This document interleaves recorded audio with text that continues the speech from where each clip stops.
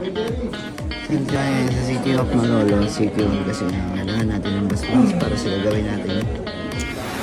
B3 Rismo. Siyempre, third year ng Victor to. So, dito ang plano namin na take off. Tama ba? Dito tayo mag-take off sa Malolos. So, let's go.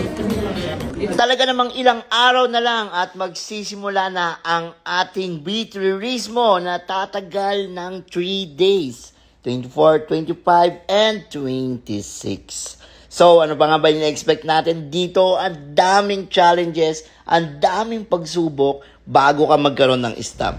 At syempre, habang nagaganap ang B3 Rismo, meron namang may iwan sa Malolos Convention sa loob ng 2 araw. Syempre, meron tayo dyang Rev Nights. At sa pang third day naman ay gaganapin ang Extreme Motorcycle Stunt. Syempre, maraming salamat sa butihing mayor natin, si Mayor Christian Natividad. Ayan, maraming salamat Mayor at mabuhay po.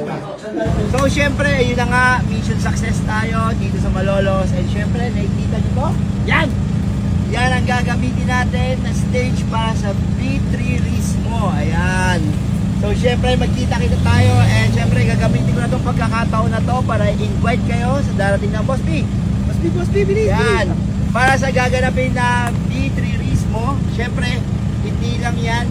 Sa loob ng 3 araw, habang wala yung mga sumalang sa ating palaro, magkakaroon pa rin, tuloy-tuloy pa rin yung ating grid sa kasiyahan dito. Meron tayong motor show. And syempre, angkas. Para magbigay ng kabuhaya sa ating mga taga-Malolos. Yan. Angkas nandyan. Meron tayong motor show, car show. Day 2. And syempre sa day 3, abangan nyo, meron tayong mga motor stand dito. And syempre, pasalamatan na natin si Mayor. Mayor! Ayan.